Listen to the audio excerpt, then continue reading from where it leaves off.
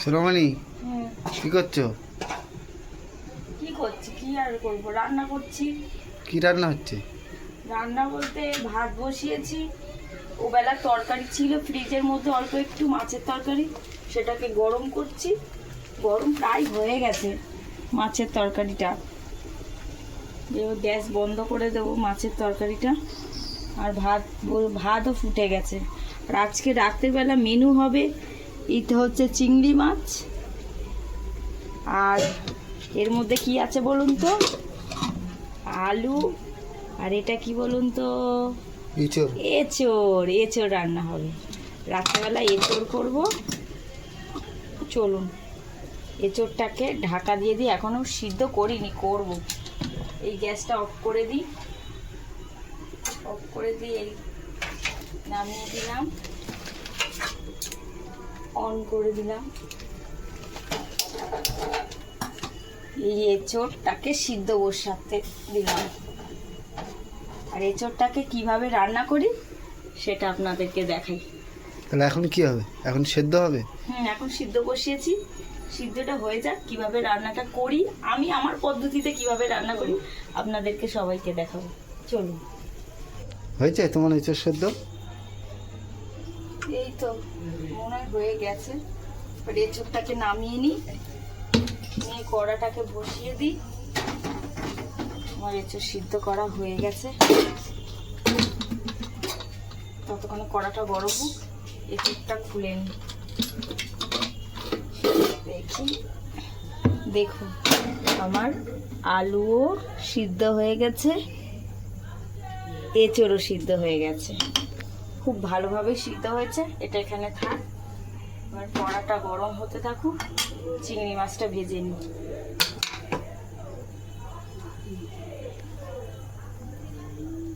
কড়া গরম করতে দিয়েছে? হ্যাঁ,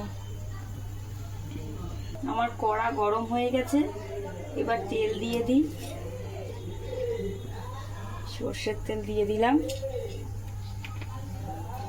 তেলটা হালকা গরম হোক, গরম হয়ে গেলে আমার এঁচোড়ের জন্য একটা কাঁচা লঙ্কা, একটা পেঁয়াজ কেটেছি, এই আদা, এই রসুন, এই গরম মশলা, গোটা গরম মশলা, তেজপাতা আর টমেটো, এইগুলো দিয়ে আমার এঁচোড় রান্না হবে।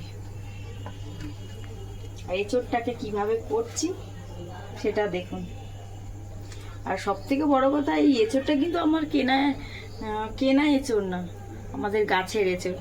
আমাদের গাছে ছিল, একদিন একটা এঁচোড় কেটেছিলাম, কেটে খাওয়া হয়েছে, তখন আমাদের অসুখ ছিল, নিরামিষ রান্না করেছিলাম। আর আজকে চিংড়ি মাছ ছিল বলে আমি বলি তাহলে আজকে শনিবার, স্বর্ণাবর পাপা তাড়াতাড়ি ফিরে আসবে, তাহলে চিংড়ি মাছ আছে যেখানে রাত্রেবেলা তাহলে এঁচোড় চিংড়ি করি। আমার তেল গরম হয়ে গেছে, এবার আমি তেজপাতা দিয়ে দিই, এই গোটা গরম মশলা দিয়ে দিলাম কড়াতে।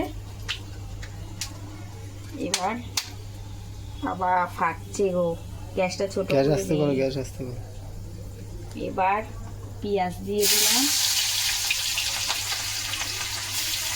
আর গোটা গরম মশলা তেলের মধ্যে পড়েছে তো কি সুন্দর একটা গন্ধ ছাড়ছে। কাঁচা লঙ্কা খুঁটিটা দিয়ে নাড়িয়ে দিই। আমাদের গাছের মধ্যে না এখনো অনেকগুলো এঁচোড় আছে, কিন্তু আর কাটবো না, এবার কাঁঠাল খাবো। আমি টমেটোটা দিয়ে দিলাম, আর টমেটোটা যখনই দিই আমি তারপরে না একটু নুন দিয়ে দিই, টমেটোটা বাবার পরে একটু নুন দিয়ে দিই, আন্দাজ মতো নুন দিচ্ছি। তখন এঁচোড় সিদ্ধ করার সময় একটু হলুদ আর নুন দিয়েছিলাম, সেই জন্য একটু পরিমাণ কম দিলাম নুন দিয়ে। আর একটু নাড়িয়ে নিই, দিয়ে রসুনটা দিয়ে দিই।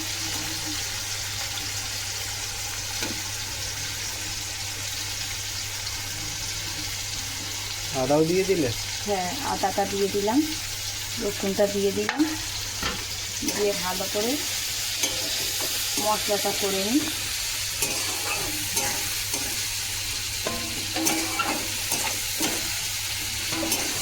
আমার বাচ্চা খায় বলে তো সেই জন্য বেশি লঙ্কা দিই। ঝালটা আমাদের কমই হয়, একটা কাঁচা লঙ্কার তরকারি, কিন্তু এঁচোড়টাকে বেশ কায়দা করে করব বলে একটু ভাবছি হালকা করে গুঁড়ো লঙ্কা দিয়ে দেবো, তাতে হালকা গুঁড়ো লঙ্কা দিই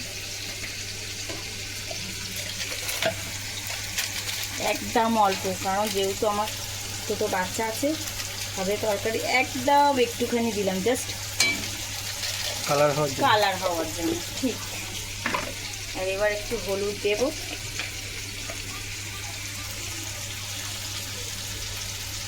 হলুদ দিয়ে সিদ্ধ করা অল্প করে দিলাম হলুদটা, একটু নাড়ো দেখি সুন্দর কালারটা আনতে পারি কিনা। মা করে রান্না খুব সুন্দর কালার আনে, কষার সময় যে এত সুন্দর কালার হয় মানে একবারে টিভিতে দেখো যেমন দেখায় কি সুন্দর কালার, কিন্তু আমি করার চেষ্টা করি। আমি সত্যি কথা বলতে রান্না বান্না করি কিন্তু এত টেস্টফুল হয় না। আর স্বর্ণাবর পাপা সবসময় বলে একটু রান্না বান্না শিখতে পারো না, ঘরে সারাদিন কী করো, বাচ্চাটা স্কুলে চলে গেলে তো সারাদিন শুয়ে থাকে, বাচ্চা ঘরে থাকলে যে কত কাজ সেটা বোঝে না। আর এত দুষ্টুমি করে বাবা, ওর সাথে তো পারাই যায় না, ঘরের অর্ধেক জিনিস তো আমাদের ভাঙা। যেমন কি কি বলো এক একটা করে। ঘরে আজকে কি করেছে, উল দিয়েছে, মাবলাক টাবলাক তৈরি করে, সোয়েটার মোয়েটার তৈরি করে, সেই উল কাঁটাটাকে ভেঙে দিয়েছে। আর ঠাকুরের ওপরে যত জিনিসপত্র ছিল কৌটো টৌটো সব কৌটো ভেঙে দিয়েছে, ফেলে দিয়েছে ওপর থেকে ছুঁড়ে ছুঁড়ে। আর তার কিছুক্ষণ পরে গিয়ে দেখি টিভির কাছে গিয়ে বসে পড়েছে। আমি বলছি বাবু সন্ধ্যা হয়ে গেছে পড়তে বস, বলে দাঁড়াও 5 মিনিট পরে পড়বো। এই হচ্ছে ওর বদমাইশি, হয়তো কাউকেই পায় না। মশলাটা হয়ে গেছে, তাই এঁচোড়টা এবার দিয়ে দেব। এই বাবা, আমি এঁচোড়টাকে জল ঝরাইনি, দেখি আমার মনেই নেই জলটাকে ঝাড়ানোর কথায়, জল ঝাড়িয়ে নিয়ে চলে এসেছি, ধোঁয়া উঠছে দেখুন কিরকম। এবার দিয়ে দিলাম এর মধ্যে, দেখুন আমার রান্না করার ঝুড়িটা পর্যন্ত স্বর্ণাবো কী করেছে দেখুন। এই হচ্ছে কি আমার বাচ্চা, এতটাই শান্ত, খুব ভালো।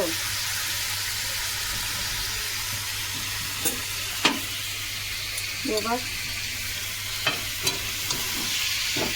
আস্তে আস্তে করে নাড়াই। আর গোটা গরম মশলা দেওয়া রয়েছে বলে জানি না রান্নাটা কেমন হবে, গন্ধটা কিন্তু খুব দারুণ বেরিয়েছে।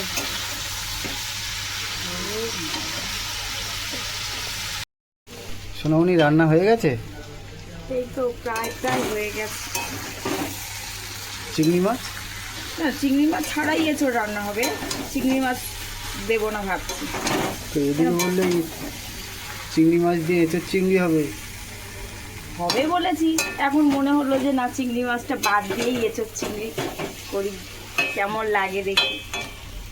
না, চিংড়ি মাছ ছাড়া ভালো লাগবে না এঁচোড় চিংড়ি খেতে না। কি বাবা, আমি ভাবলাম চিংড়ি মাছটা ভাজা, চিংড়ি মাছ ভেজে রেখে দিয়েছি, আমার বাচ্চাটাকে শুধু দেবো, কারণ ও চিংড়ি মাছ ভাজাটা খেতে ভালোবাসে। দেখি ওই এইসব চিংড়ি মাছ ওর কাছে কিছুই না, ও একাই সব বসে খেয়ে নেবে। অনেক চিংড়ি মাছ তো সেই কারণে। হ্যাঁ, চিংড়ি মাছ দিতে হবে এঁচোড়ে? হ্যাঁ অবশ্যই দাও দেখি।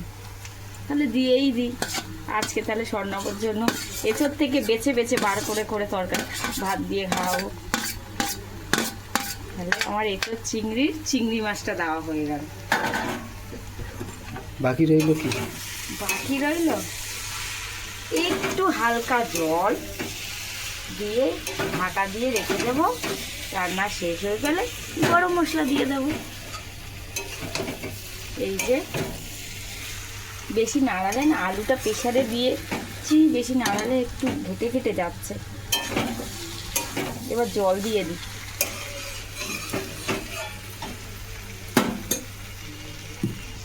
তরকারিতে কতটা জল দেবে? কতটা? একদম হালকা, অল্প। তাও তো অনেকটা দিয়ে দিচ্ছে। এই এর বেশি দেব না, আবার খাবার সময় বলবে আমি শুকনো শুকনো খাবো, ঝোল কোথায়। আমাদের যাই কিছুই রান্না হোক আমাদের আবার ঝোল দরকার, ঝোল ছাড়া কেউ খেতে পারে না তরকারি, সেই জন্যই তো অসুবিধা হয়। মানে যতই টেস্টফুল রান্না করার চেষ্টা করি, বিশেষ করে আমি, কিন্তু সেই পাতলা ঝোলে পরিণত হয়। আর যখনই রান্না করি এইভাবে বোধহয় একটু জল কম হয়েছে, তাও জানি না, আন্দাজ করে এতটা জল দিলাম। কতটা দেখি, এই যে, আর বেশি দেব না, কিন্তু আজকের একটু ঝোল ছাড়াই শুকনো শুকনো খাওয়ার চেষ্টা করবে। সবসময় বলো রান্না করতে পারো না, রান্না করতে পারো না, আর খাবে শুধু পাতলা পাতলা ঝোল, শুধু কড়া কড়া ঝোল দাও। আর হচ্ছে কি টেস্ট, ঝোলও রান্না করতে হবে, আবার টেস্টফুলও রান্না করতে হবে। এটা কোনো দিন হয়? যতই সুন্দর রান্না হোক, কিন্তু জলের পরিমাণ, মানে তরকারির গ্রেভি ভাবটা থাকলে তরকারি টেস্ট হয়। আর এক কড়া যদি তরকারি এইটুখানি এতটা ঝোল যদি থাকে, তাহলে সে তরকারি কি আর টেস্ট হয়? রান্না করতে কষ্ট হচ্ছে? আর সে তো হচ্ছে, গরম না, ঘেমে একাকার। আমাদের রান্নাঘর তো এই ছোট্ট রান্নাঘর, রান্নাঘরের মধ্যে তো না পাখা নেই না কিছু। আমার এঁচোড় রান্না হয়ে গেছে। এবার এই গরম মশলা দিয়ে এঁচোড়টাকে নামিয়ে নেব।